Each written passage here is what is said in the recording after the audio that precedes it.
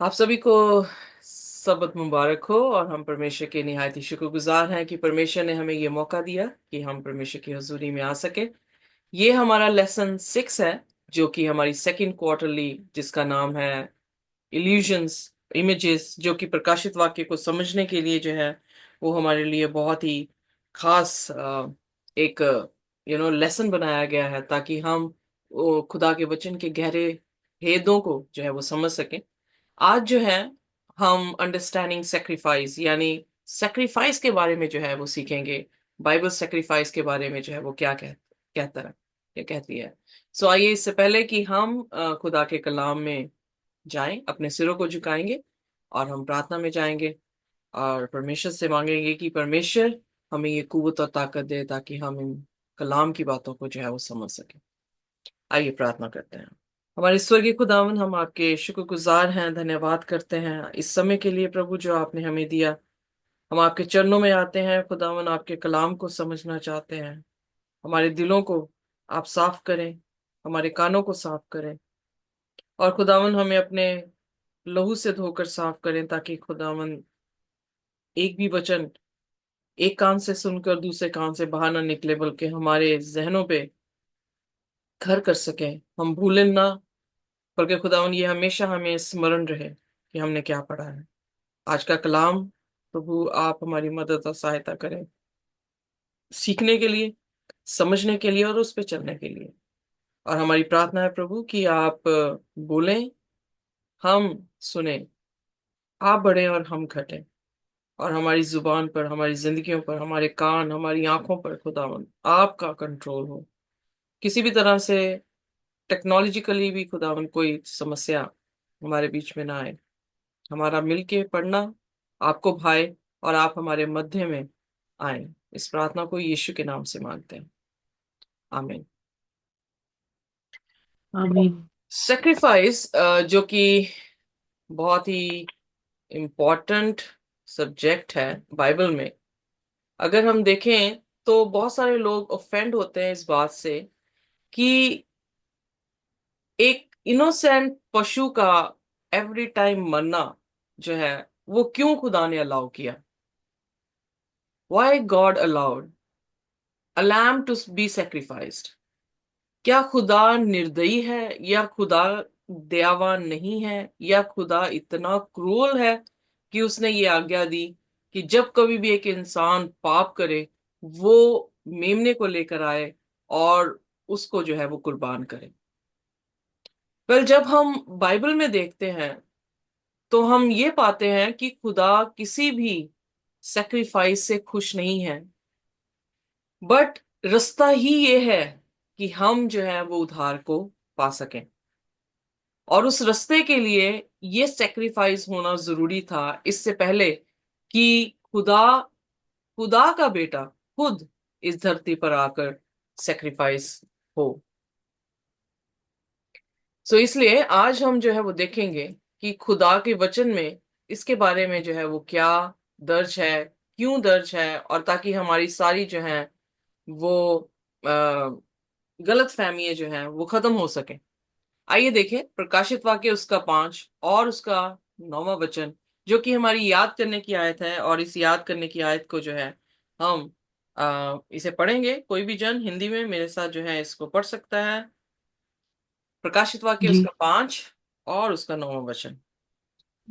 और वह ये नया गीत गाने लगे कि तू इस पुस्तक के लेने और उसकी मोहरें खोलने के योग्य है, क्योंकि तूने वध होकर अपने लहू से हर एक कुल और भाषा और लोग और जाति में से परमेश्वर के लिए लोगों को मोल लिया है। मैम, आमेन। तो यहाँ पर जो है सबसे की वर्ड आपको कौन सा दिखाई दे रहा है, जो हमारे लेसन के साथ जो है वो बिल्कुल पैरेलल चल रहा है। वध। वध किया जा रहा है, right, exactly, slain, the word slain. और कोई शब्द जो बड़ा इंटरेस्टिंग लगा हो आपको। Redeemed. Redeemed. Exactly, redeem. So यानी कोई इंसान स्लेन हो रहा है या कोई वध हो रहा है, और उस वध होने पर, सॉरी इट्स टू हॉट, वध होने पर जो है लोग बचाए जा रहे हैं। और यहाँ पे कितने लोग बचाए जा रहे हैं?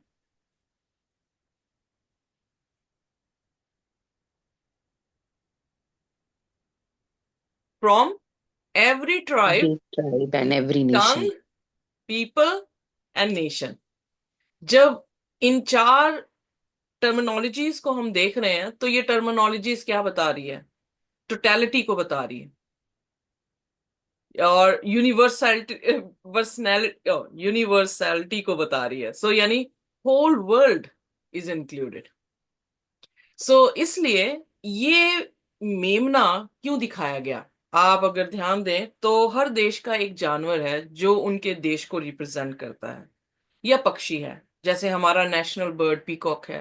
पीकॉक को इसलिए उन्होंने चुना क्योंकि एक तो रंग बिरंगे उसके रंग हैं, और जो वो नाचता है, वो अपनी मोरनी के साथ जो नाचता है, सो वी कैन अंडरस्टैंड कि हमारी फिल्मों में भी यही चीजें जो है वो देखने को मिलती हैं। गीत चलता है और हीरोइन जो है वो नाचती हैं। So like it's a courtship. So उसी तरह से हम ये देख रहे हैं कि जो ईगल है वो यूएसए का है। और ईगल में क्या नेचर है ईगल की, उसके उसके किरदार में हम क्या देखते हैं कि ईगल जो है वो बड़ी आ, उसकी आंखें बहुत शार्प हैं। वो इवन इंफ्रारेड रेड लाइट को भी जो है वो देख सकती है। तो अगर by chance, I mean to say like, infrared light ये होता है कि आप जो चीज सूख भी गई है उसको भी देख रहे हैं। यानी अगर चूहा वहां से गुजरा है तो उसकी जो, अगर उसने वहां पे यूरिन किया है तो उसके यूरिन को भी जो है वो देख सकती है कि वो यहां से गुजरा है। So that is the sharpness of the eye of. So इसलिए वो अपना नेशन इस तरह से रिप्रेजेंट करते हैं कि they are clever, and no doubt world power भी है। अब जब मेमना यहाँ पे दिखाई दिया है, वो मेमना किस किस किंगडम को रिप्रेजेंट कर रहा है? हम बड़ी अच्छी तरह से जान रहे हैं, वो किंगडम खुदा की है। अब मेमना ही क्यों चुना गया? अब उसके कॉन्ट्ररी हम देखते हैं प्रकाशित वाक्य उसके 13 अध्याय में एक बीस्ट चुना गया है जो रिप्रेजेंट शैतान को कर रहा है। और शैतान ने भी अपना बीस्ट रिप्रेजेंटेटिव रखा है जब यीशु मसीह या खुदा ने अपनी किंगडम का एक रिप्रेजेंटेटिव बीस्ट जो है वो दिखाया है। जो मेमना है वो इसलिए इस खुदा ने चुना है क्योंकि मेमने में आप एक इनोसेंसी को जो है वो देखते हैं, आप उसमें जेंटलनेस को देखते हैं, आप उसमें सॉफ्टनेस, या आप उसमें हलीमियत को जो है वो देखते हैं। तो इसलिए मेमना जो बीस दिखाई दिया गया है वो यीशु मसीह की किंगडम को जो है वो दिखाता है। सो इसलिए आज हम सीखेंगे कि हमें ये जानना कितना जरूरी है कि मेमना जो वध हुआ है, बहुत सारे मेमने हैं और गले में बहुत सारे मेमने हुआ करते होंगे यहूदियों के, पर उस मेमने को ज्यादा तवज्जो दी गई है जो मेमना क्या हुआ है, हलाल हुआ है या स्लेन हुआ है या वध हुआ है। और उसके वध होने से जो है वो रिडेम्पशन दुनिया के कोने कोने पर जो है वो पहुंची है। सो इसलिए जब हमारा फर्स्ट लेसन हमारे बीच में आता है तो हम ये देखते हैं कि ये ट्रेडिशन जो है उत्पत्ति से शुरू हुआ जब आदम और हवा ने जो है वो पाप किया। आदम और हवा ने पाप किया, परमेश्वर वो अपने आप को नंगापन में देखते हुए पत्तों से अपने आप को ढक रहे थे, पर बाइबल बताती है कि खुदा ने उन्हें जानवर के कपड़े दिए ताकि वो जो है अपने आप को ढक सके। अब ये जानवर के कपड़े कहां से आए? इसका मतलब वहां पर बेशक बयान नहीं है, पर क्वाइट अंडरस्टूड कि वहां पर एक मेमना जो है वो वध किया गया है, या मेमने वध हुए हैं, जिससे क्या हुआ है, उनके कपड़े बन पाए। अगर आदम ने पाप किया तो आदम ने अपना मेमना काटा, हवा ने पाप किया तो हवा ने अपना जो है वो मेमना काटा। और इसलिए पत्तों से हटकर खुदा ने ये प्रेफर किया कि उनके पास मेमने की चमड़ी के कपड़े हों, जिससे कि वो उद्धार को पा सकें।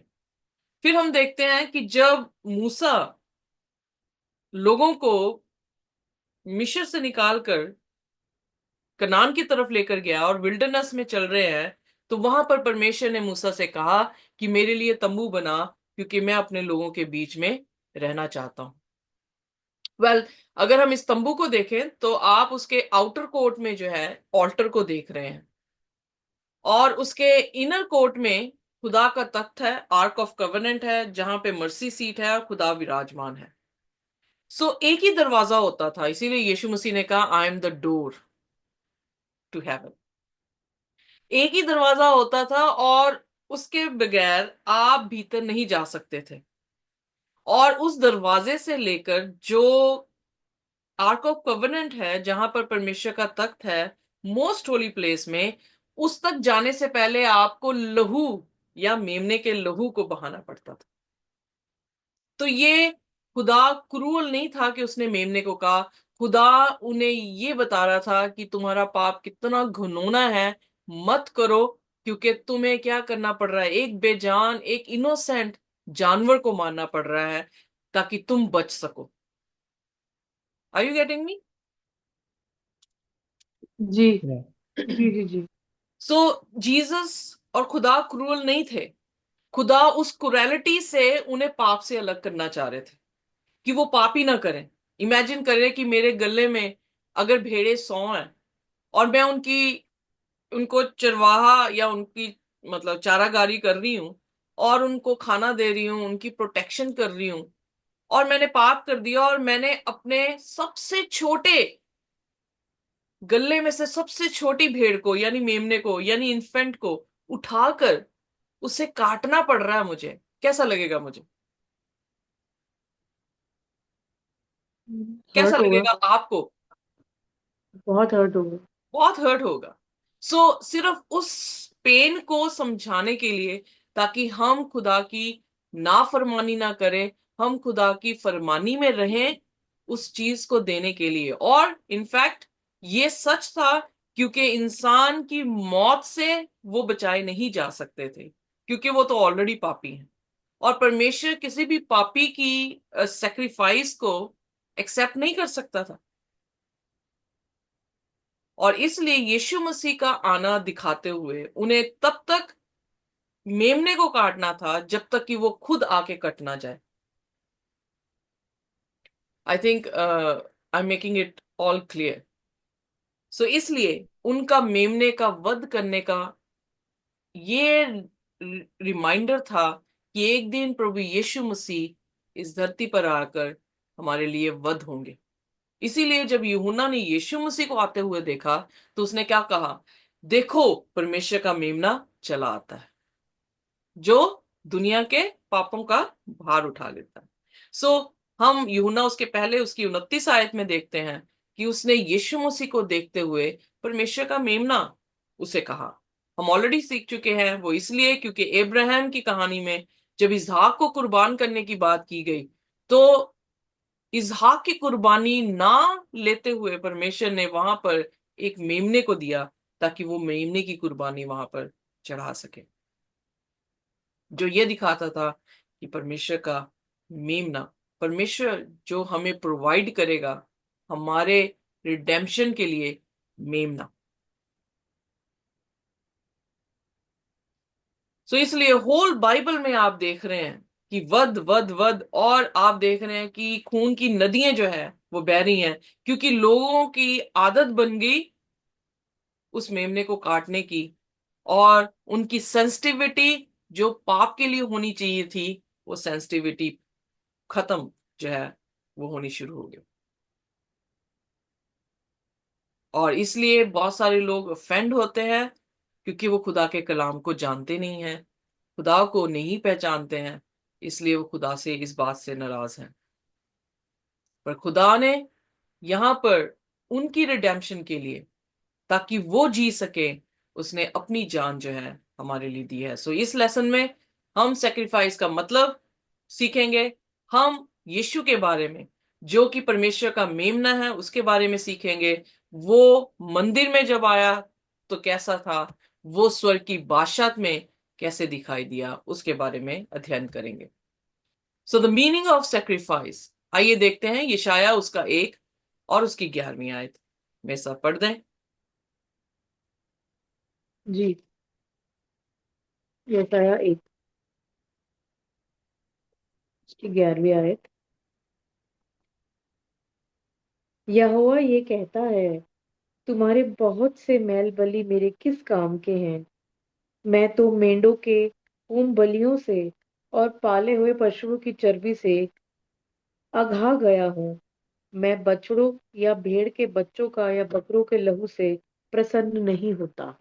सो जो लोग परमेश्वर को नहीं जानते, ये हमारा जो है वो संडे लेसन है, जिसका शीर्षक है फ्यूटाइल सेक्रीफाइसेस, मतलब अनफ्रूट नो फ्रूटलेस सेक्रीफाइस। सो यहाँ पर परमेश्वर, बहुत सारे लोग कंफ्यूज होते हैं, एक तरफ परमेश्वर कह रहा है कि वध करो, दूसरी तरफ कह रहा है मैं तो कहाँ से खुश होता हूँ। उसके भावना को समझने के लिए वो क्या फील कर रहा है जब हम पाप करते जा रहे हैं और सोच रहे हैं कि हम माफी मांगी जाएंगे तो इट इज नाइस। ना ना ना ना, दिस इज एब्सोल्युटली अनोइंग। खुदा के लिए ये बहुत ही उदासहीन बात है कि हमने ये अपना रवैया ही बना लिया है कि हम पाप करेंगे, कुछ नहीं होता, उसके बाद हम जो है वो मेमना चढ़ा देंगे। तो इसलिए परमेश्वर कह रहा है कि मुझे तुम्हारी इस तरबियत से मुझे क्या खुशी मिलेगी? क्या ये मेमना जो है, वो मकसद कुछ और था मेमना देने का, पर मकसद कुछ और बन गया। सो आओ मेरे साथ देखें यशायाह की उसकी पहली आयत, उसकी तीसरी सॉरी पहला अध्याय उसका तीसरा वचन। जी। बैल तो अपने मालिक को और गधा अपने स्वामी की चरनी को पहचानता है, परंतु इज़राइल मुझे नहीं जानता, मेरी प्रजा विचार नहीं करती। Amen. So are you getting me? विचार ही नहीं जी। कर रही। मतलब हम जानवरों से भी हम नीचे जो है वो हमारी सोच हो चुकी है। हम इतने डिग्रेड हो चुके हैं अपनी सोच में कि हमें समझ ही नहीं आ रहा कि मेमने का इंटेंशन क्या है। हमने अपने आप को एक सिर्फ बचाने का तरीका बना लिया है। बट खुदा उस तरीके से खुश नहीं है। खुदा आपकी इंटेंशन को देख के दुखी है। Am I clear? शायद मुझे वर्ड्स एक्सप्रेस करने अच्छी तरह से नहीं आ रहे, but I am trying my best. So खुदा जिस इंटेंशन से हम यीशु मसीह का नाम लेके पाप की माफी मांग रहे हैं, उससे दुखी है, क्योंकि हमारी इंटेंशंस राइट नहीं है, हमारे विचार अच्छे नहीं हैं। हम समझ नहीं पा रहे हैं खुदा को कि खुदा की योजना क्या थी। अब जैसे मैंने एग्जांपल दी कि मैं अपने गले में से एक सबसे छोटा मेमना उठाकर उसे काट रही हूं, तो मैं उस कॉन्सिक्वेंसेस को देख रही हूं कि ये बेजान मेमना जिसने कोई पाप भी नहीं किया, जो मेरे पीछे पीछे चलता रहा, जहां मैं बैठती थी या मैं खड़ी हो रही थी वहां पे मेरे साथ मेरे टांगों के साथ जो है वो खड़ा था, और मैंने उसी को जो है वो मार दिया। उस सेंसिटिविटी को देने की कोशिश की गई, खुदा ने देने की कोशिश की है ताकि हम पाप ही ना करें। बट हमने तो व्यापार बना लिया कि हम पाप करते हैं, कोई बात नहीं, हमारे पास एडवोकेट है, हम यीशु के पास जाएंगे, अपने पापों की माफी मांगेंगे और हम जो है वो बच जाएंगे। सो इसलिए परमेश्वर कह रहा है यहाँ पे कि मुझे तुम्हारी इतनी ढेर सी सेक्रीफाइसेस से क्या, ये इनफ हो चुकी हैं। मैं तुम्हारे ये फैटेड एनिमल्स ले लेके तंग आ चुका हूं, क्योंकि असली मायने तो समझ ही नहीं पा रहे हो। इसको एक ट्रेडिशन बना दिया है, एक कल्चर बना दिया है। आइए देखिए यशायाह उसका 56 और उसका 7 वर्स।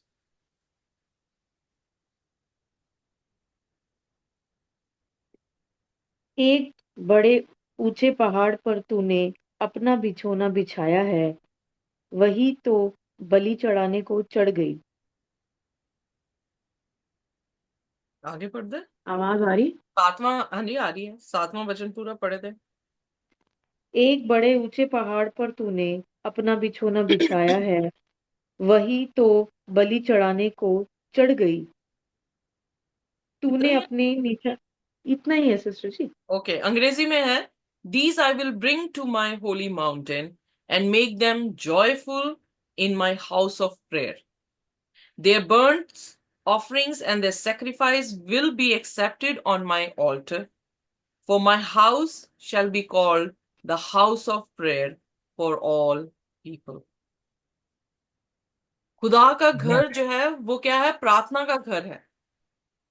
और उस प्रार्थना में जो हम प्रभु यीशु मसीह के नाम से माफी मांग रहे हैं, अगर हमारी ट्रेडिशन वे से हम मांग रहे हैं और हम सेंसिटिव नहीं है पाप के लिए, तो वो मुश्किल है। पर अगर हम सेंसिटिव हैं तो वो एक्सेप्ट करता है।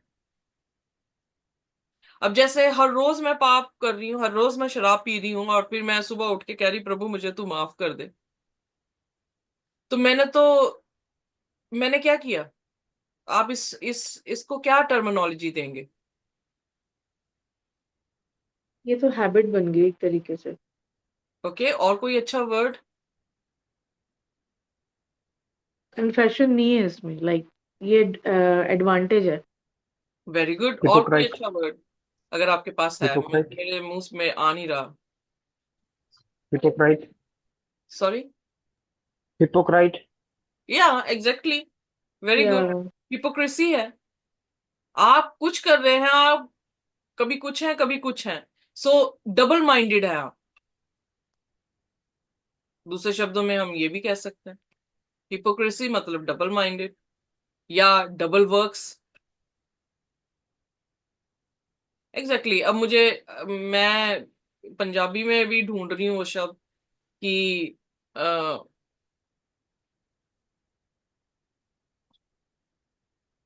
मतलब आई एम सॉरी, मुझे वर्ड नहीं आ रहा।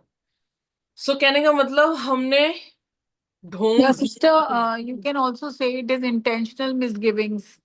Okay, very good. Yeah. मैं बड़ा स्ट्रॉन्ग वर्ड चाह रही हूँ जो हिट कर जाए किसी को। ढोंगी बने हुए हैं हम, और हम जो है ढोंग रचाया हुआ है, और हमने खुदा को जो है वो ठट्ठों में उड़ाया हुआ है कि कोई बात नहीं, पाप कर रहे हैं, उसके बाद माफी जो है खुदा हमें दे रहा है।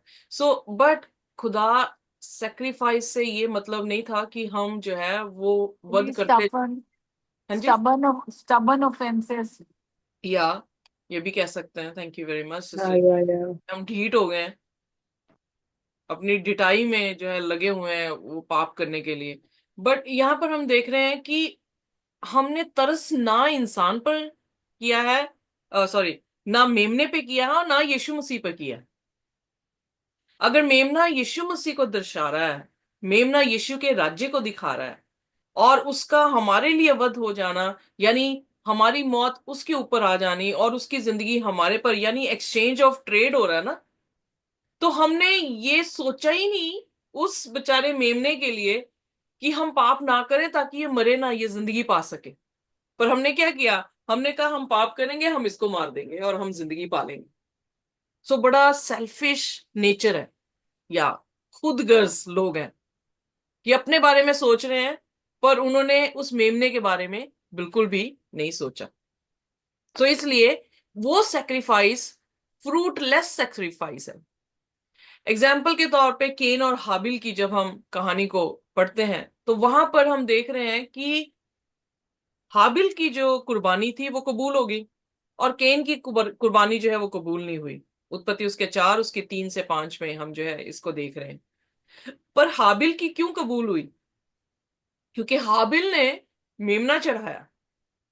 पहली चीज कि इसका मतलब उसने खुदा के अनुसार, उसके प्लान ऑफ साल्वेशन के अनुसार मेमना चढ़ा रहा है, और उसकी इंटेंशंस भी राइट है।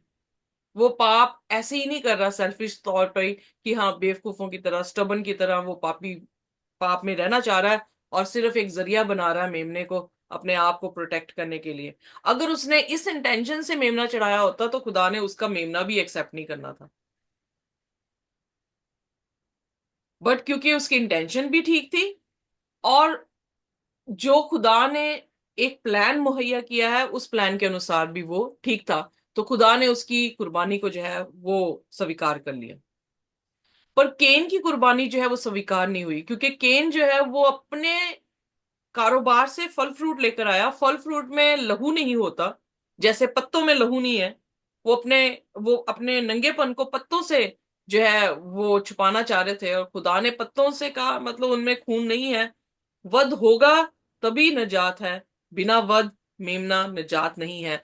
यानी हम दोनों कहानियों में देख रहे हैं एक्सेप्ट इसीलिए नहीं हुआ क्योंकि खुदा के कलाम या खुदा की रजा के अनुसार वर्शिप नहीं थी। दोनों वर्शिप कर रहे हैं, दोनों एक ही खुदा को वर्शिप कर रहे हैं, दोनों एक ही माँ बाप से पैदा हुए हैं, दोनों ने एक ही तरह की शिक्षा जो है वो पाई है, दोनों ने एक ही तरह की कहानियां सुनी है। बट दोनों के बीच में डिस्टिंक्शन या जो भेद देखने को मिला है वो ये है कि एक खुदा की रजा के अनुसार और दूसरा बिना रजा के अनुसार कर रहे हैं। आप दुआएं कर रहे हैं, पर क्या वो दुआएं खुदा की रजा के अनुसार की जा रही हैं कि नहीं की जा रही? इसलिए हमें बाइबल में जाना पड़ता है, इसलिए बाइबल पढ़नी बहुत जरूरी है, क्योंकि हमें उसके प्लान में फिट होना पड़ेगा, अपने प्लान में खुदा को फिट नहीं करना पड़ेगा। केन ने अपने प्लान में खुदा को फिट करने की कोशिश की, जिसके कारण गॉस्पल चेंज हो गया, क्योंकि गॉस्पल बिना ब्लड के है ही नहीं है, मेमने के है ही नहीं है। तो फ्रूटलेस उसकी जो है वो सेक्रीफाइस हो गया। जब उसने गॉस्पल ही चेंज कर दिया तो उसने गॉस्पल का ऑथर ही चेंज हो गया। यू नो ऑथर कौन है? गॉड है। तो अगर वो गॉस्पल फॉलो नहीं किया, उसने उसने गॉड को फॉलो नहीं किया। जब उसने गॉड को फॉलो नहीं किया, आई मीन टू से चेंज ही कर दिया, अपना परमेश्वर ही चेंज कर दिया, तो उसने अपनी डेस्टिनी चेंज कर दी। M I clear? शायद मैं कॉम्प्लिकेटेड तो नहीं बोल रही कोई चीज, सरल नहीं नहीं नहीं। सरल ही बोल रही है ना? या थैंक यू वेरी मच। इसका मतलब हमारी दुआएं, हमारा सेक्रीफाइस खुदा के लिए अगर खुदा के हुक्म के अनुसार नहीं हुआ तो हमारी कुर्बानी व्यर्थ हो जाएगी। और यही सबसे बड़ी गलती आज की दुनिया के बीच में हो रही है कि वो अपनी बारे में ज्यादा सोच रहे हैं और अपने तरीके से खुदा के सामने अपनी भेंटों को चढ़ाने की कोशिश कर रहे हैं, पर खुदा के अनुसार अपनी भेंट को नहीं चढ़ा रहे। कह तो उसको प्रभु ही रहे हैं, बट पीछे इंटेंशंस क्या है और वो किस तरह अपने आप को खुदा के सामने वेदी पर लेकर आ रहे हैं, उससे जो है उनका। इमेजिन करें कि अगर कोर्टयार्ड में मेमने का कटना है और लहू का बहना है, इसका मतलब अगर आपने वहीं पर राइट स्टेप नहीं किया है, आप होली प्लेस में कैसे एंटर करेंगे? आप मोस्ट होली प्लेस में कैसे एंटर कर जाएंगे? इट इज वेरी क्रिटिकल कि हम मेमने के लहू से धुले हैं कि नहीं। Am I clear? जी जी जी जी। इसलिए अंडरस्टैंड करना पड़ेगा उसका प्लान ऑफ साल्वेशन, अंडरस्टैंड करना पड़ेगा उस मेमने को, जो मेमना उसका स्वरूप है, उसका नेचर है, उसका करेक्टर है। और उसको, उसके करेक्टर को, उसकी कमांडमेंट को जब हम फॉलो नहीं कर रहे तो हमारा खुदा ही बदल गया, और जब खुदा बदल गया हमारी डेस्टिनी बदल गई। तो दो ही डेस्टिनी है, एक इवल डेस्टिनी है, एक हायर डेस्टिनी है। हम हायर डेस्टिनी की तरफ तब जाएंगे जब हमने कोर्टयार्ड में ही राइट इंटेंशंस के साथ अपने आप को प्रेजेंट किया होगा, उस मेमने पे विश्वास किया होगा जो कि यीशु मसीह है, कि वो हमारे पाप उठा लिए जाता है, और उसके बाद हम दोबारा पाप में नहीं जाते हैं। यही पौलुस कहने की कोशिश कर रहा गलतियों में भी कि अब तुम आजाद हुए हो, अब दोबारा से पाप में मत जाना। गलतियों उसकी 5 उसकी पहली दूसरी आयतों में देख लें। अनफ्रूटफुल जो हमारी सेक्रीफाइस है वो हमारे ओन वेज हैं, हमारी सेल्फ राइचियसनेस है, जिसके जरिए से हम बचना चाह रहे हैं। पर क्या हम सेल्फ राइचियसनेस या अपने कामों से बच सकते हैं? अपने तरीकों से बच सकते हैं? नहीं बच सकते हैं। फिर किसका तरीका अपनाना पड़ेगा? खुदा का तरीका अपनाना पड़ेगा। क्या दुनिया खुदा के तरीके की तरह चल रही है या थोड़े लोग खुदा के तरीके की तरह चल रहे हैं? अगर दुनिया चल रही होती तो खुदा ने ये नहीं कहना था कि दुनिया से प्रेम खुदा से दुश्मनी है। पर खुदा ने कहा दुनिया में रहो पर दुनिया के स्वरूप ना बनो। सो यानी एक दुनिया का भी स्वरूप है, एक खुदा का भी स्वरूप। आपका माइक्रोफोन ऑन है प्लीज। सो दुनिया का स्वरूप है, एक खुदा का स्वरूप है। सो खुदा के स्वरूप में पवित्रताई है, दुनिया के स्वरूप में अपवित्रताई। डिसीजन इज आवर्स, हमने किसको फॉलो करना है। फिर उसके बाद हम देखते हैं सैक्रिफाइसेस ऑफ द सेंचुरी। जब हमारा नेक्स्ट लेसन चलता है वो है blood of the bulls and the goats. So इब्रानियों उसकी 10 उसकी 3 से 4 आयत में जब हम पढ़ते हैं, वेल अगर उसकी अगली आयतों में 10 तक हम पढ़ें तो सेम ही कंसेप्ट वहां पर भी है कि परमेश्वर कह रहा है कि मैं इनसे प्रसन्न नहीं हूं। इसका मतलब ये नहीं कि खुदा का देश नहीं था, इसका मतलब ये था कि उन्होंने जो है उन्होंने ये अपना काम ही बना लिया था, ट्रेडिशन की तरह ले लिया, उसकी सेंसिटिविटी को खत्म कर दिया था। आइए देखते हैं इब्रानियों उसका 10 उसकी 3 से 4। परंतु उनके द्वारा प्रतिवर्ष पापों का स्मरण हुआ करता है, क्योंकि यह अनहोना है कि बैलों और बकरों का लहू पापों को दूर करे।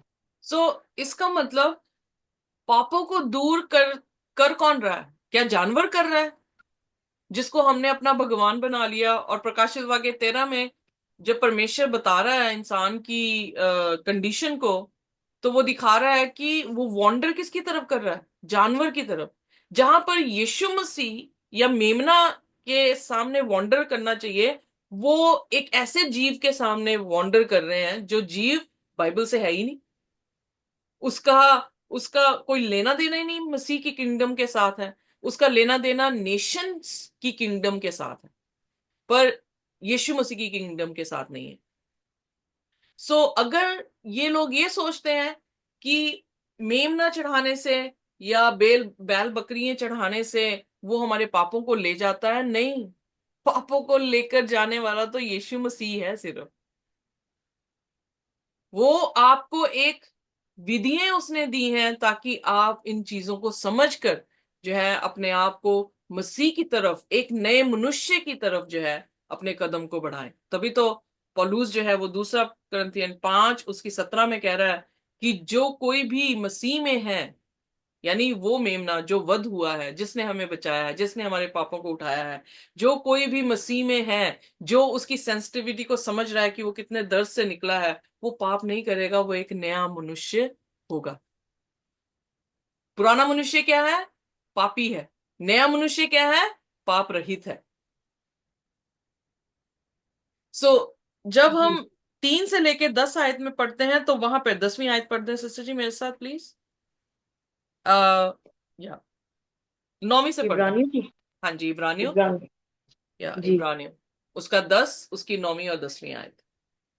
फिर ये भी कहता है, देख मैं आ गया हूँ ताकि तेरी इच्छा पूरी करूँ।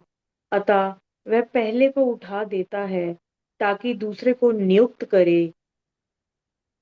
उसी इच्छा से हम यीशु मसीह के देह के एक ही बार बलिदान चढ़ाए जाने के द्वारा पवित्र किए गए हैं। ओके, सो यानी हाँ, मेमना चढ़ाया जाना भी खुदा की इच्छा थी और यीशु मसीह का क्रूस पे चढ़ना भी इच्छा थी। पर जब यीशु मसीह हमारे लिए वंस फॉर ऑल चढ़ गया, तब उसने क्या किया? जो पहली उसने अपनी इच्छा दिखाई थी मेमने को चढ़ाने की, उसको क्या कर दिया? खत्म कर दिया। इसीलिए पर्दा जो है हैकल का ऊपर से लेकर नीचे तक फट गया और बीच में कुछ भी जो है वो नहीं रहा। आर जी। You getting me? So Yeshu ji. Masih अब हमारा मेमना है। कोई भी और आमीन। हमारा मीडिएटर नहीं है जो हमें पिता के साथ मिला सके। एक ही दरवाजा है, यीशु ने कहा मैं हूं। एक ही मेमना है, यीशु ने कहा मैं हूं। और एक ही रास्ता है, वो भी यीशु ने कहा मैं हूं।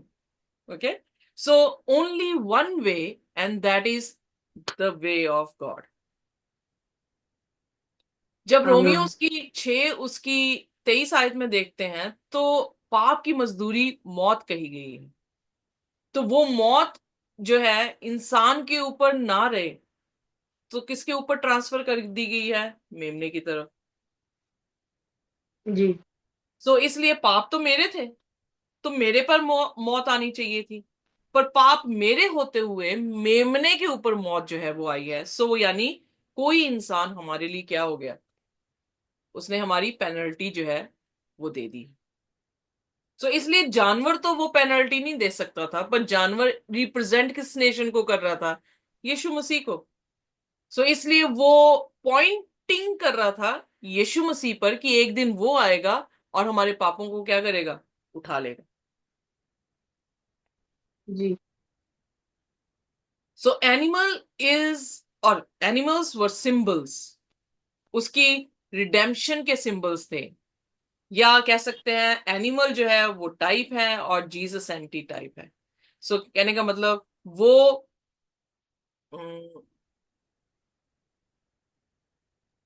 टाइप को कैसे समझाऊं, ओके, सो पॉइंट आउट कर रहे थे जीसस को, जब तक कि यीशु मसीह उस मौत को नहीं लेता। तो यीशु मसीह की जब हमने मौत देखी, किस तरह से उसे मारा गया, थूका गया, उसके कपड़े फाड़े गए, उसे नंगा जो है क्रूस पे चढ़ा दिया गया, जितना जलील शैतान एक इंसान को कर सकता था, उसने उससे भी ज्यादा जो है जलील यीशु मसीह को किया और उसे क्रूस पर मार दिया। वो किसकी जलीलियत थी, हमारी थी। और जब हम इस जलीलियत को सेंसिटिवली उसे समझते नहीं हैं और हम फिर दोबारा से पाप करते हैं, तो हम क्या करते हैं, पौलुस कहता है तुम फिर दोबारा से उसे क्या करते हो, क्रूस पे चढ़ा देते हो। अब यकीन जानिए जी।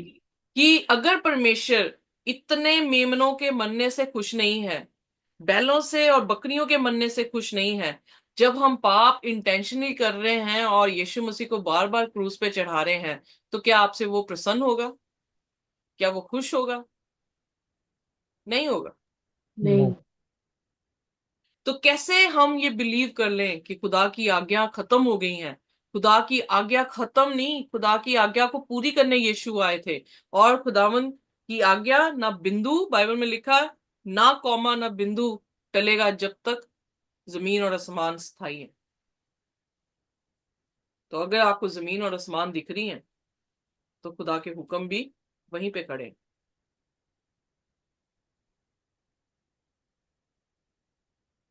जी।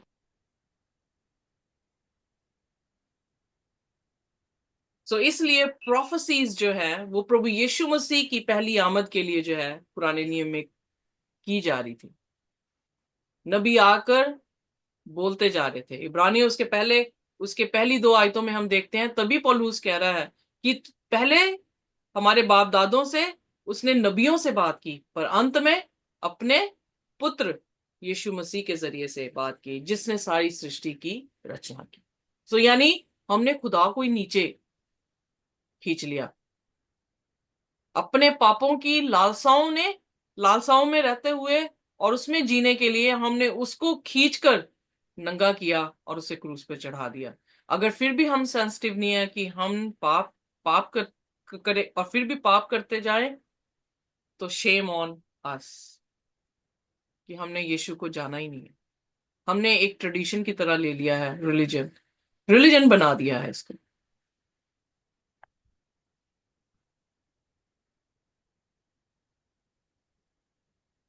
और वो जी। पर्दा फटने का जो है यही मतलब था कि अब मेमनों की बलि मीनिंगलेस है।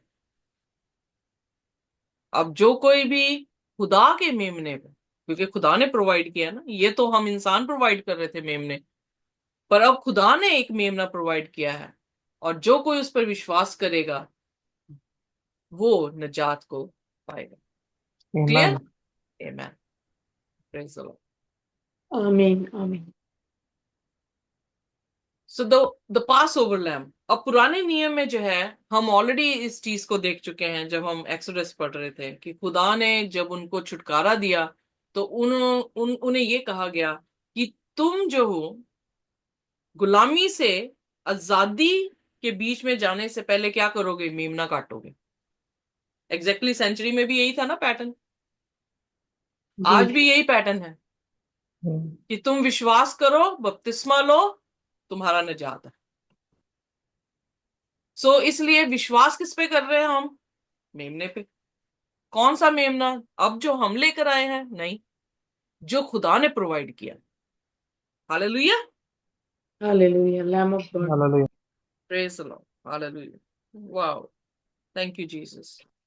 जो परमेश्वर ने प्रोवाइड किया है, और उसकी प्रोविजन को जब हम बिलीव करते हैं, विश्वास करते हैं, और फिर हम पाप नहीं करते हैं, तो हम उसको तहजीम दे रहे हैं, हम उसको रिस्पेक्ट दे रहे हैं, हम उसको ऑनर कर रहे हैं, हम उसकी किंगडम के बेटे और बेटियां बन रहे हैं। सो आइए देखते हैं पास ओवर के बारे में, जो पुराने नियम में है। पहला कुरिन्थियन उसका 5 और उसका 7वां वचन। पुराना खमीर निकाल कर अपने आप को शुद्ध करो कि नया गूंदा हुआ आटा बन जाओ, ताकि तुम अखमीरी हो, क्योंकि हमारा भी फसह जो मसीह है बलिदान हुआ है। Hallelujah, hallelujah, hallelujah, Amen. आमीन, हालेलुया। Praise the Lord. यहां पर, वहां पर हमारा जो खमीर है, ओल्ड यीस्ट जो बोला गया है, वो क्या है? हमारा पापी, पाप। या पापी मनुष्य और पापी तरबियत। उसे क्या कह रहा है? निकाल के फेंक दो। क्योंकि हमारा पास ओवर लैम कौन है? प्रभु यीशु मसीह है। उन्होंने क्या किया था? उन्होंने अनलीवेंड ब्रेड खाई थी ना, जी, अखमीरी रोटी खाई Yes, थी, Akmiri. अखमीरी रोटी खाई थी। सो उस अखमीरी रोटी का मतलब क्या था? कि खमीर वहां से निकला हुआ था। जी, Yes, yes. जब हम प्रभु यीशु मसीह को मेमने के तौर, अगर हम यीशु मसीह को लिटरली बपतिस्मे ले गए हैं और हम अभी भी पाप कर रहे हैं, हुक्म नहीं मान रहे हैं, क्या हमारा बपतिस्मा एक्सेप्टेबल है या नहीं? Absolutely no. बिल्कुल नहीं। नो, हमने उसकी इज्जत ही नहीं की उस बपतिस्मे की। ठीक है, अगर हमारा पानी का बपतिस्मा एक्सेप्टेबल नहीं है, तो आत्मा का बपतिस्मा कैसे मिल सकता है? फर्स्ट स्टेप तो क्या है? पानी का बपतिस्मा, पॉइंट है। राइट? यस, डेफिनेटली, तो एब्सोल्युटली राइट। इसलिए ये जो दुनिया में प्रचार चल रहा है, क्या वो समझ से प्रचार कर रहे हैं कि बेवकूफी है? वो अपनी समझ का सहारा ले रहे हैं। Exactly exactly. सो हमें अपनी समझ का सहारा नहीं लेना, हमने खुदा की समझ का सहारा लेना है। यही तो सुलेमान जो वाइस पर्सन है वो कह रहा था। सो जी, जो प्लान उसने बनाया साल्वेशन का, उसी तरीके से हमें वो साल्वेशन देगा, अदरवाइज हम साल्वेशन नहीं पा पाएंगे। तो शैतान ने उसकी कॉपी जो खुदा की है, वो कॉपी करने की कोशिश की है, पर उसे ट्विस्ट कर दिया गया है उस कॉपी को। और इसलिए जब गॉस्पेल ट्विस्ट हो गया, तो साल्वेशन ट्विस्ट होगी। Then you will be from higher destiny to evil destiny. पर अगर हमारी गॉस्पेल राइट हो गया, तो हमारी destiny from lower to higher होगी।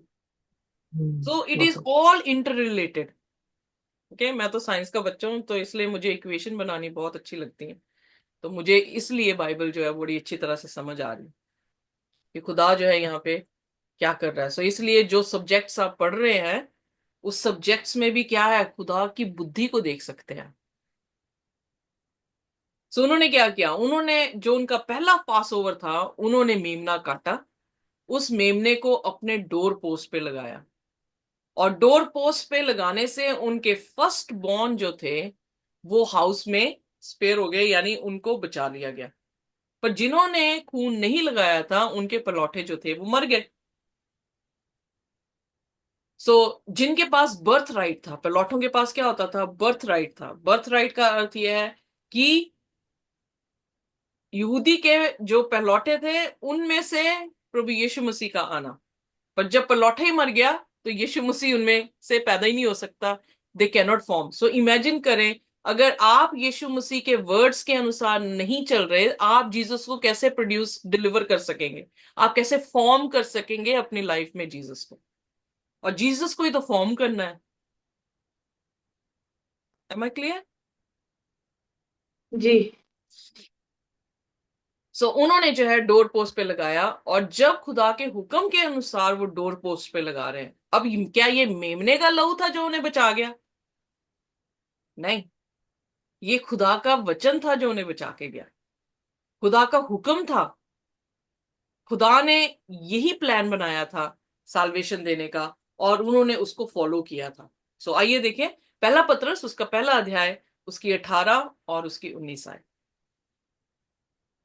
क्योंकि तुम जानते हो कि तुम्हारा निकम्मा चाल चलन जो बाप दादाओं से चला आता है, उससे तुम्हारा छुटकारा चांदी सोने अर्थात नाशवान वस्तुओं के द्वारा नहीं हुआ, पर निर्दोष और निष्कलंक मेमने अर्थात यीशु मसीह के बहुमूल्य लहू के द्वारा हुआ है। आमेन, हुआ। आमेन, आमीन। आमेन। इवन जब वो मेमना काट रहे थे, वो मेमना नहीं उन्हें बचा रहा था, उनका खुदा के हुक्म को मानना ही उन्हें बचा रहा था। उस टाइम तो वो टाइप था ना मेमना, असली मेमना तो आया ही नहीं था अभी।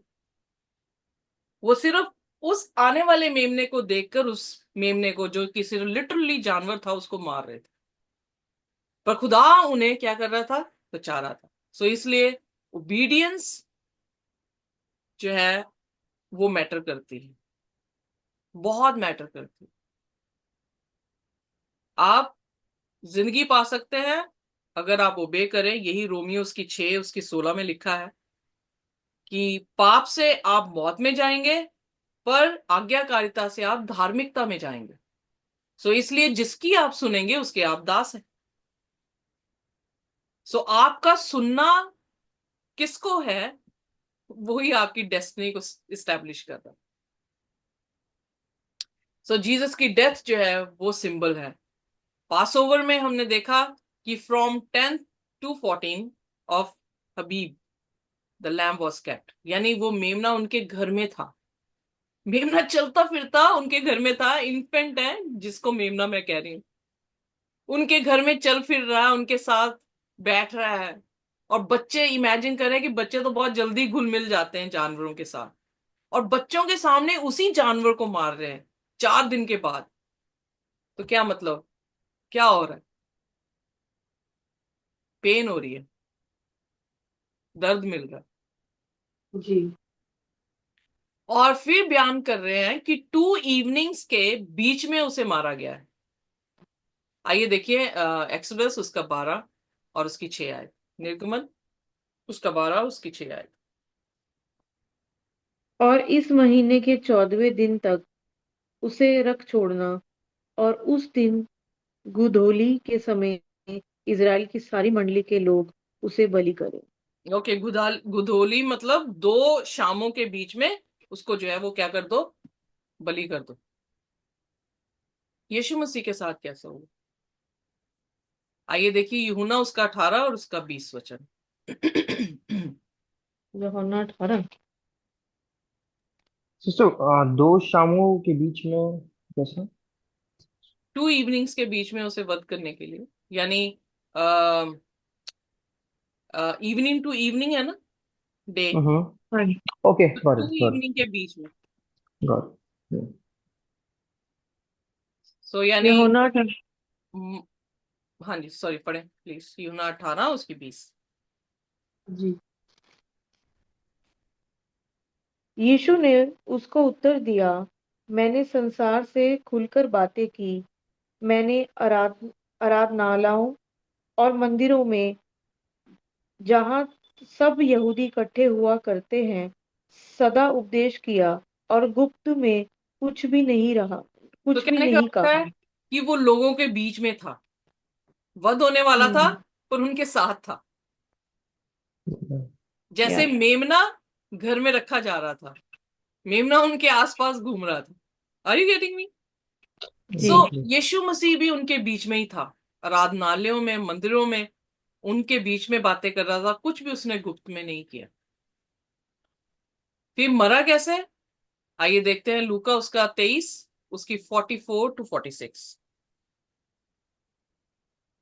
लूका 23। जी। लूका 23 इसका 42।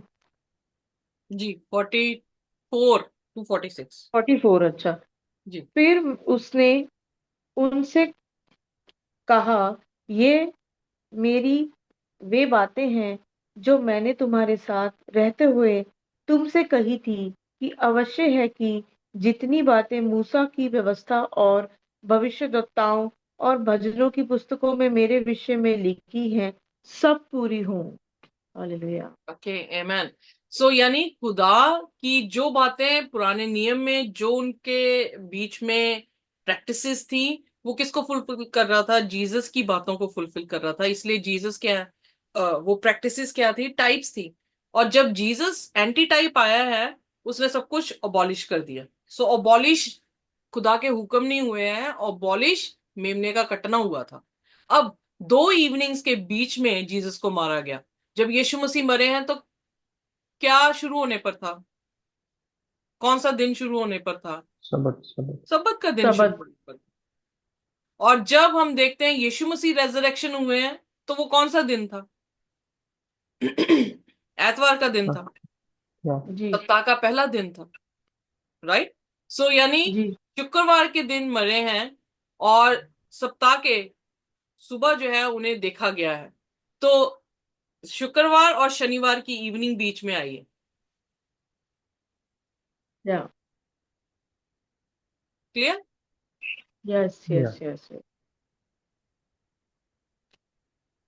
सो यहां पर प्रकाशित वाक्य 7 उसकी 14 में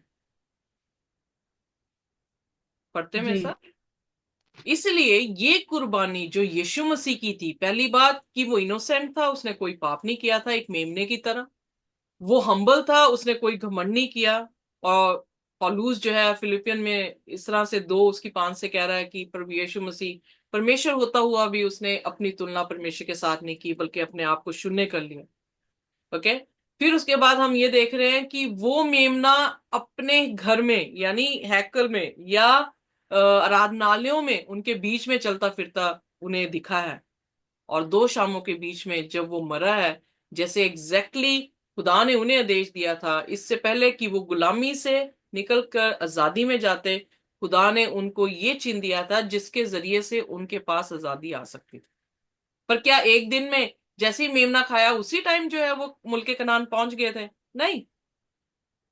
40 इयर्स लगे उन्हें पहुंचने के लिए। और उस 40 इयर्स में खुदा ने हर चीज मुहैया की, प्रोटेक्शन दी, प्रोविजन दिए, उनके साथ बातें की। बट क्या हुआ?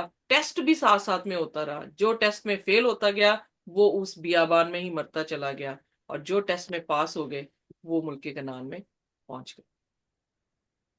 यस। सो आइए देखिए प्रकाशित वाक्य 7 और उसकी 14 है। मैंने उससे कहा, हे स्वामी, तू ही जानता है। उसने मुझसे कहा, ये वे हैं जो उस महाक्लेश में से निकल कर आए हैं। इन्होंने अपने अपने वस्त्र मेमने के लहू में धोकर श्वेत किए हैं। आमेन। 1,44,000 लोग वो हैं जो कलेश से निकले हैं, जो विल्डरनेस से निकले हैं। और इन्होंने मेमने के लहू से अपने कपड़ों को क्या रखा है? सफेद रखा है। सफेद रखने का मतलब पाप नहीं किया है, पवित्र रहे हैं। और इन्होंने उस सेंसिटिविटी को कि हम पाप ना करें, उस बात को जो है यीशु को बार बार ना चढ़ाने की हरकत को जो है उन्होंने रोका है, और अपनी जीवन को क्या किया है? साफ किया है। तो क्या हम मेमने को कबूल कर चुके हैं? क्या हमने पानी का बपतिस्मा ले लिया है, कि अभी शुरू ही नहीं हुआ काम? जर्नी बड़ी है, लंबी है, पर पहले स्टेप में ही हम क्या हो रहे हैं? हम नाश हुए जा रहे हैं। वो मेमना चिन्ह ही नहीं बन रहा हमारी जिंदगी में। उसका लहू हमारी जिंदगी में काम ही नहीं कर पा रहा, क्योंकि हम तो क्या कर रहे हैं? हमने तो खुदा को ठट्ठों में उड़ा दिया है। हमने अपने रास्ते बना लिए हैं, जिससे हम जैसे खुश होते हैं उन रिश्तों के जरिए से अपने आप को सेव करने की जो है वो कोशिश कर रहे हैं। पर मेमना तो वहीं पे वहीं लटका हुआ है, और रोज लटक रहा है आपके लिए और मेरे लिए। सो आइए हम परमेश्वर को ठट्ठों में ना उड़ाएं, क्योंकि जो हम बोएंगे वही हम काटेंगे। हमारा बोना पाप का इनकार करना, क्रूस को रोज उठाना और उसके पीछे हो लेना होना चाहिए, ताकि कलेश से भी जब हम गुजरें तो हमारे कपड़े बिल्कुल भी गंदे ना हो, हम यीशु के लहू से धुले हुए दिखें और स्वर्ग की बादशाह में जा सके। इसी मेमने को जो धरती पर आपको दिखा है, आसमान में भी देखा गया है, आसमान की वेदी में भी देखा गया है। सो आइए देखिए हगाय उसका दूसरा अध्याय है, उसका 7वां वचन। मैं सारी जातियों को कम कंपक पाऊंगा और सारी जातियों की मनभावनी वस्तुएं आएंगी, और मैं इस भवन को अपनी महिमा के तेज से भर दूंगा। सेनाओं के यहोवा का यही वचन है। सो यहाँ पर खुदा नेशंस किसको दिखा रहे हैं? हीदनिज्म को दिखा रहे हैं, जिन्होंने खुदा के गॉस्पल को, खुदा के प्लान ऑफ साल्वेशन को नहीं एक्सेप्ट किया, अपने प्लान ऑफ साल्वेशन को एक्सेप्ट कर रहे हैं। वो अपनी मूर्तियां बना रहे हैं और अपनी मूर्तियों के सामने जो है वो फरियादें कर रहे हैं। दूसरे शब्दों में मूर्तियों के पीछे कौन है? दुष्ट आत्माएं हैं या शैतान अजगर है, जो प्रकाशित वाक्य 13 अध्याय की मूरत के पीछे भी अजगर जो है वो जान डाल रहा है। सो जब हम अपने तरीके से चल रहे हैं, we are in the hands of Satan, हम जो है वो शैतान के हाथों में। पर जब हम खुदा के तरीके से चल रहे हैं तो हम किसके हाथों में हैं? हम इसीलिए सेव हैं क्योंकि खुदा के हाथों में। पर खुदा अब नेशंस की बात कर रहा हूं, उसको मैं शेक करूंगा। What is desired by all the nations will come, जो वो चाह रहे हैं वो होंगे, but I will fill this house with glory. कौन से हाउस की बात कर रहा है? The house of prayer, the temple. धरती शेक होगी, धरती अपनी इच्छा के साथ जो करना चाह रही है उसे करने देगा, पर ग्लोरी कहां पर इस्टेब्लिश हो रही है? ग्लोरी उसके घर में इस्टेब्लिश हो रही है। ये देह हमारा मंदिर है।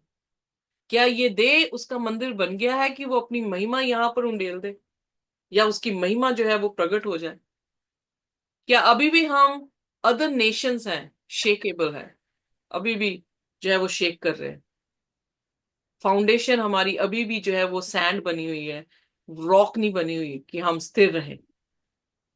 अगर दो ओपिनियंस में है, डबल माइंडेड है, we are shaking, we don't know where to go, where not to go. पर जब कलाम पर आप अपनी जिंदगी टका लेते हैं तो आप जो है वो क्या हो जाते हैं? स्ट्रांग हो जाते हैं। सो इसलिए खुदा अपनी ग्लोरी अपने घर में जो भी दे उसका मंदिर बनेगा, उसमें चमकाएगा। Hallelujah, hallelujah. Amen. आमीन। सो पहला राजा उसका 8 उसकी 5 से 10 में हम देखते हैं कि जब पहला मतलब टेम्पल बना था या बनाया था, तो क्या हुआ? आइए पढ़ दें पहला राजा उसका 8 और उसकी 5 से 10। और राजा सुलेमान और समस्त इजरायली मंडली जो उसके पास इकट्ठी हुई थी, वे सब संदूक के सामने इतने भेड़ और बैल बलि कर रहे थे, जिनकी गिनती किसी रीति से नहीं हो सकती थी। तब याजकों ने यहोवा की वाचा का संदूक उसके स्थान को, अर्थात भवन के पवित्र स्थान में, जो परम पवित्र स्थान है, पहुंचाकर करूबों के पंखों के नीचे रख दिया। करूब संदूक के स्थान के ऊपर पंख ऐसे फैलाए हुए थे कि वे ऊपर से संदूक और उसके डंडों को ढांके थे। तो डंडे क्या हुआ? तो या पढ़ दें, सॉरी। डंडे तो इतने लंबे थे कि उनके सिरे उस पवित्र स्थान से, जो पवित्र स्थान के समान था, दिखाई पड़ते थे, परंतु बाहर से वे दिखाई नहीं पड़ते थे। वे आज के दिन तक यही हैं। संदूक में कुछ नहीं था, उन दो पट, पटरियों को छोड़, जो मूसा ने होरेब में उसके भीतर उस समय रखी, जब यहोवा ने इजरायलियों के मिस्र से निकलने पर उनके साथ वाचा बांधी थी। आमीन, आमीन। आमीन। सो 10वीं आयत पढ़ दिया आपने सिस्टर जी? नहीं। पढ़ दे। जब याजक जब याजक पवित्र स्थान से बाहर निकले, तब यहोवा के भवन में बादल भर गया, और बादल के कारण याजक सेवा टहल करने को खड़े ना रह सके, क्योंकि यहोवा का तेज यहोवा के भवन में भर गया था। आमेन, आमेन। कैसे भरा? उन्होंने इमारत बना ली तो तेज खुदा का नहीं आया। जैसे ही उन्होंने आर्क ऑफ कवेनेंट वहां पे टिकाई, आर्क ऑफ कवेनेंट क्या दिखा रहा है? खुदा का तख्त।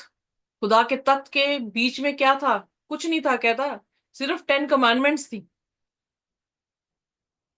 और करूब के बीच में उन्होंने आर्क ऑफ कवेनेंट जब रखी है, तो क्या हुआ? खुदा का तेज वहां पर जो है वो आ गया। जी। यही लिटरली अब हमारे सामने तंबू तो नहीं है, पर हमारी जिंदगी खुदा ने जो है हैकल बना दी है। अगर इस हैकल में खुदा की कवेनेंट्स नहीं है या खुदा के कमांडमेंट्स नहीं है, तो क्या खुदा अपनी ग्लोरी हमारे बीच में लेकर आ सकता है? अगर खुदा चेंज होने वाला परमेश्वर नहीं है, तो खुदा अपनी इस क्रिया को भी चेंज नहीं करेगा।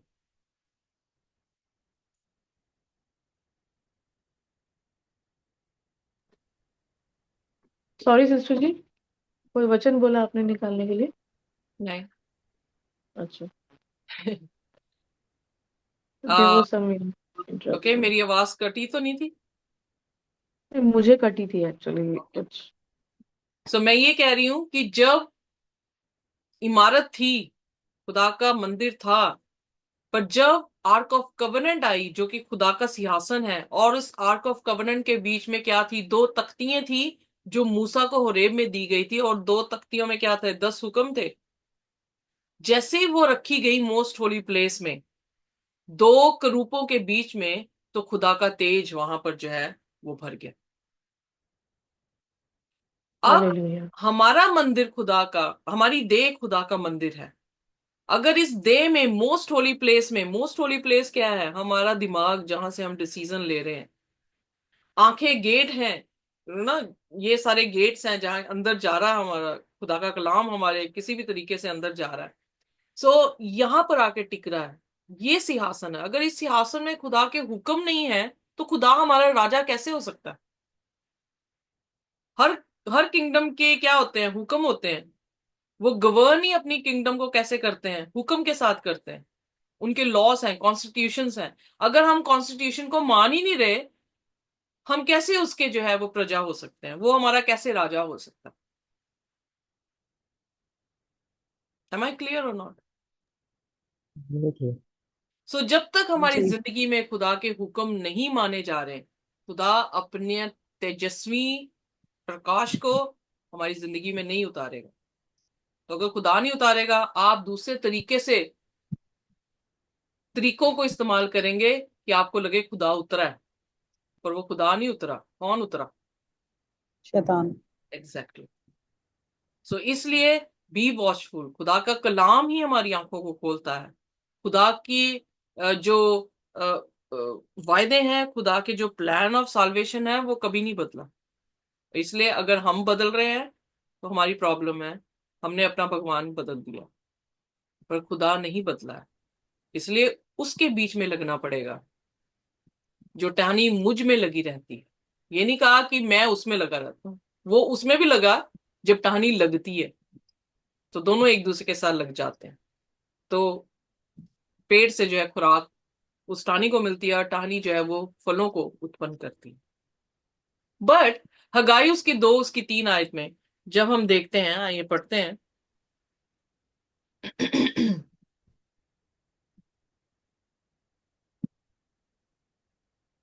जब बाबुल की गुलामी से मतलब रिटर्न फ्रॉम द बेबीलोनियन या एक्सोडस, सो बाबुल की गुलामी से जब वो आए हैं, उन्होंने सेकंड टेम्पल को बिल्ड किया है। वहां पे आर्क ऑफ कवेनेंट नहीं थी। जी। तो जब आर्क ऑफ कवेनेंट नहीं थी, तो वहां पे खुदा की ग्लोरी ने टेम्पल को नहीं भरा, और बहुत सारे लोगों ने वहां पर जो है फिर मौन किया, निराश हो गए, रोने लगे कि खुदा जो है वो प्रेजेंट नहीं हुआ। कौन सा कंपोनेंट था जिसके कारण खुदा प्रेजेंट हो सकता था? वो आर्क ऑफ कवेनेंट थी। उसका तख्त था, उसका राजा होने का सबूत था। आइए देखिए, हग्गाई उसका 2 और उसके 3 आए। तुम में से कौन है जिसने इस भवन की पहली महिमा देखी? अब तुम इसे कैसी दशा में देखते हो? क्या ये सच नहीं कि ये तुम्हारी दृष्टि में उस पहले की अपेक्षा अच्छा कुछ भी अच्छा नहीं है?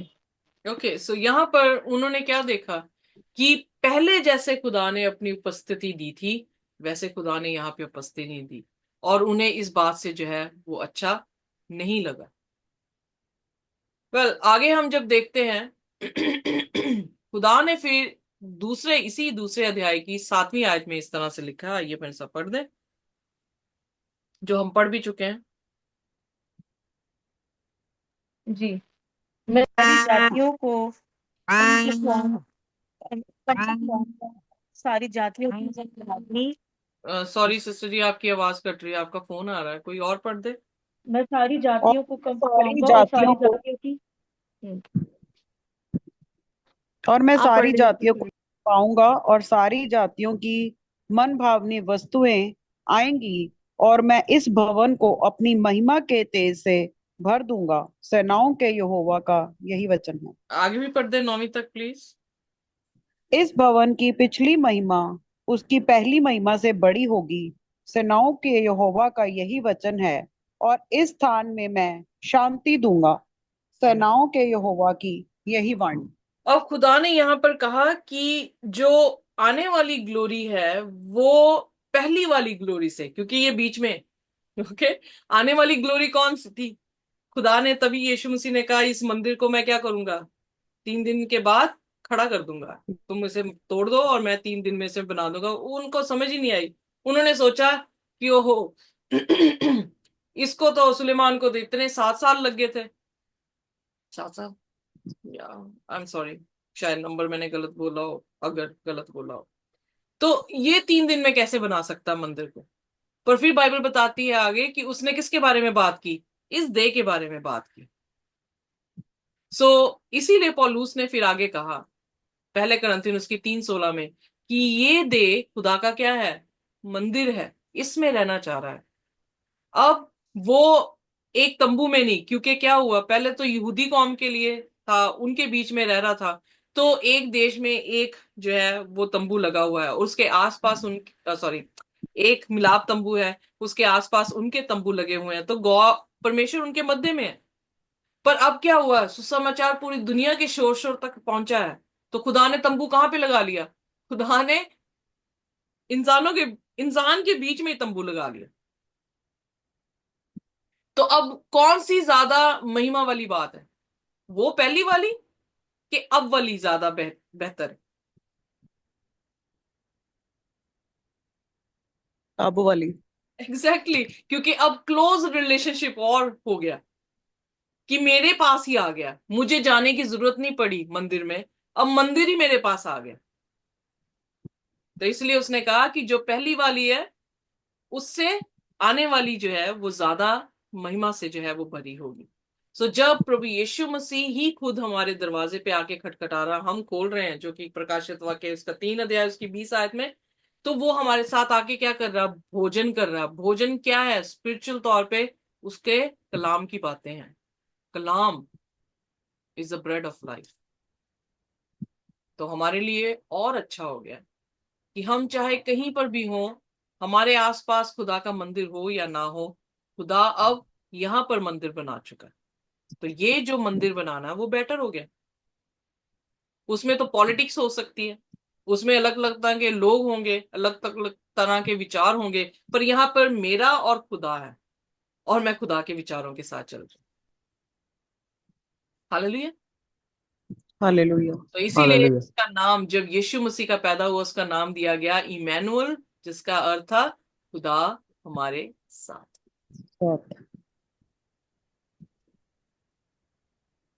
Lamb in the heaven. जल्दी से मैं कवर करती हूँ। यशाया ने, यूहन्ना प्रकाशित वाक्य लिखने वाला, और इजिकियल ने रोए में परमेश्वर के हेवन को देखा। और जब वो स्वर्ग के उस दृश्य में आते हैं, जो कि यशायाह उसके 6 अध्याय में, आप प्रकाशित वाक्य उसके 4 और उसके 5 अध्याय में भी जो है वो देख सकते हैं। पर यशायाह 6 में उसने देखा कि एंजल्स जो हैं वो परमेश्वर को पवित्र पवित्र पवित्र करके जो है वो पुकार रहे हैं। फिर उसने ये देखा कि मैं तो अनवर्दी हूं, और उसने अपने आप को अशुद्ध कहा कि मैं तो अशुद्ध होठों में रहने वाला अशुद्ध व्यक्ति हूं। सो यानी जैसे ही खुदा को उसने रूबरू देखा और उसने अपनी दरिद्रता को देखा, तो उसने अपने आप को अनवर्दी जो है वो मान लिया।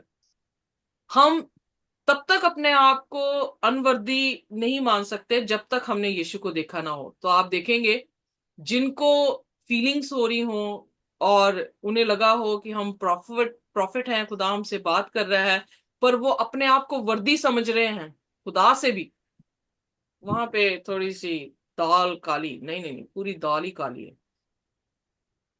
क्योंकि बाइबल में बयान किया गया है जिन्होंने भी यीशु मसीह को देखा है उन्होंने अपने आप को अनवर्दी कह दिया। ओके, सो अनवर्दी हुआ। जॉन ने जब यशाया सॉरी रेवलेशन में 5 उसकी 4 में देखे तो यूहन्ना तो रो ही पड़ा, क्योंकि सील वहां पे पड़ी दिखी उसने, और सॉरी स्क्रोल दिखा और उसमें 7 सीलें दिखी। स्क्रोल के आगे पीछे अंदर बाहर सब कुछ लिखा हुआ था। अब उसे खोलने वाला उसे कोई वर्दी बंदा दिख ही नहीं रहा था, तो वो रोने लग गया। पर फिर उसके बाद एक मेमना दिखा यूहन्ना को, जो कि वध किया हुआ था। यशाया को कोयले ने जुबान पर लगाकर उसके पापों को माफ कर दिया, उसके दर्शन में उसे ऐसे देखा। पर यूहन्ना को दिखाया गया कि वो जो यशाया माफ कर दिया गया, उसके पाप जो उठा लिए गए हैं, वो किसने उठाए हैं? मेमने ने, जो वध हुआ है, यानी यीशु मसीह ने जो वध हुआ है। सो इसलिए जब हम खुदा के साथ रूबरू होते हैं तो हमें सबसे पहले ये महसूस होता है कि हम पापी हैं। फिर हमारे उस मेमने की तरफ नजर जाती है, हम रोते हैं, बिलकते हैं, और मेमने की तरफ नजर जाती है कि जिसने हमारे पापों को उठा लिया, और उस पर हम विश्वास कर लेते हैं। पर उसको अब बार बार मारने की बजाय हम क्या कर रहे हैं? अपने आप को मार रहे हैं, अपनी लालसाओं को क्रूस पर चढ़ा रहे हैं, और अपने आप को एक नए मनुष्य बनाने की जो है वो वर्क में लग गए हैं। सो हमारा अनवर्दीनेस दिखना और खुदा की डिग्निटी को रियलाइज या एक्नॉलेज करना ही, ये दो चीजें क्या दिखा रही हैं कि खुदा किस तरह से हमारी जिंदगी में अपने कामों को डिमोन्स्ट्रेट करता है। उससे हमें खुदा के प्रेम के बारे में पता लगता है कि उसने किस तरह से हमारे बदले में जो मौत हमें मिलनी चाहिए थी उसने ले ली। और फिर इससे ये भी पता लग रहा है कि हाउ सिंफुल, कितने हम पापी हैं कि हमें बचाने के लिए इतना बड़ा दाम जो है वो चुकाना पड़ा। तो जो पाप हम कर रहे हैं उसका दाम बहुत बड़ा है, और वो दाम प्रभु यीशु मसीह ने चुकाया है। तो इसलिए मेमने का वध होना खुदा को प्रसन्न नहीं था, पर हमने चूज किया, आदम और हवा ने चूज किया कि वो खुदा के हुक्म की नाफरमानी करें, और उन पर जो है वो मौत जारी हुई। उस पेनल्टी को तोड़ने के लिए खुदावन ने जो है अपने बेटे को, अपने खुदा के मेमने को भेजा ताकि हमें आजाद कर सके। तो इसलिए आओ हम परमेश्वर के साथ, उस मेमने के साथ वफादार रहें जिस मेमने ने हमारे लिए जान दी है, ताकि हम जिंदगी को पा सकें। आओ हम उसके प्लान के अनुसार अपने आप को चलाएं ताकि हम जिंदगी को पा सकें। अगर हम अपने तरीके इस्तेमाल करेंगे तो हम क्या होंगे? नाश हो जाएंगे। पर हम खुदा के तरीकों के साथ जिएं, खुदा के कलाम के अनुसार जिएं, ताकि हम जिंदगी पाएं और बहुतायत की पा सकें। जिंदगी। आमीन। आइए अपने सिरों को झुकाएंगे और प्रार्थना करेंगे। कोई भी जन हमारे लिए जो है वो प्रार्थना कर सकते। आइए प्रार्थना करते हैं। प्यारे आसमानी बाप खुदावन, खुदा आसमान और जमी के मालिक, हमारे पैदा करने वाले आसमानी बाप, इब्राहिम, इजाक और याकूब के परमेश्वर, तेरी बड़ी शुक्रगुजारी करते हैं कि तेरे पवित्र कलाम की ये बातें ना कि ये बातें हैं, बल्कि ये हुक्म है और जिंदगी है आए परमेश्वर। क्योंकि जो तेरे हुक्मों पे नहीं चल सकता, खुदावन उसके पास जिंदगी नहीं है। आए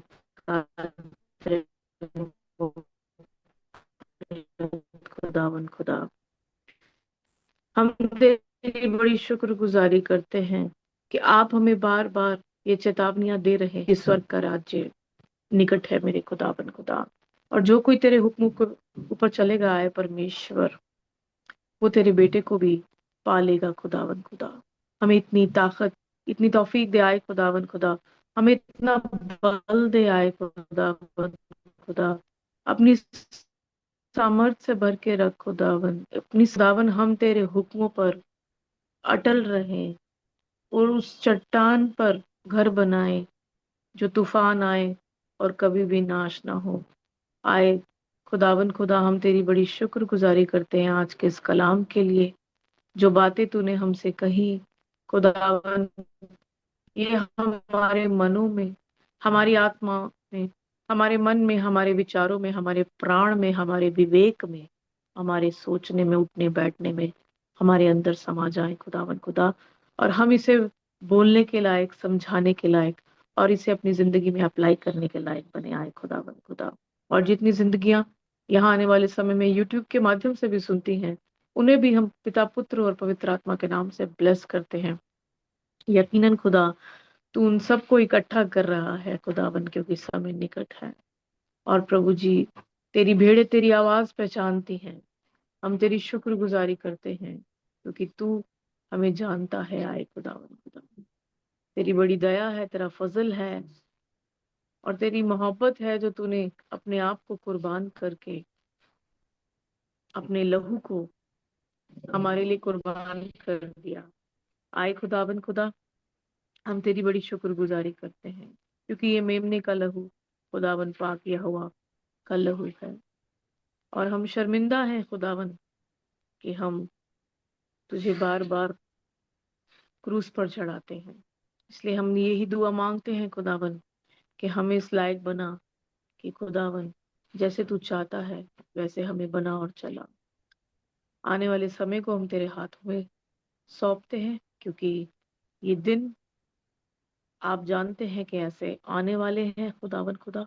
हम सबको दृढ़ कर, हमारी फैमिलीज को इकट्ठा कर, और जिनके पास ये कलाम जाए वो तुझसे मुंह ना फेरे खुदावन खुदा, और तुझ में बने रहे खुदावन।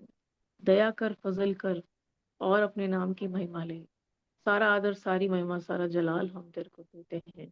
अपनी इस छोटी सी प्रार्थना को यीशु मसीह नासरी के नाम से मांगते हैं, सुने और कबूल करें। आमीन, आमीन और आमीन। खुदा आमीन। शांति और उसका अनुग्रह हमारे साथ, जब तक कि हम उसको रूबरू ना देखें, और इसके बाद भी इसी तरह से बना रहे और हम खुदा में इसी तरह से बढ़ते चले जाएं। आमीन। आमीन। आमीन।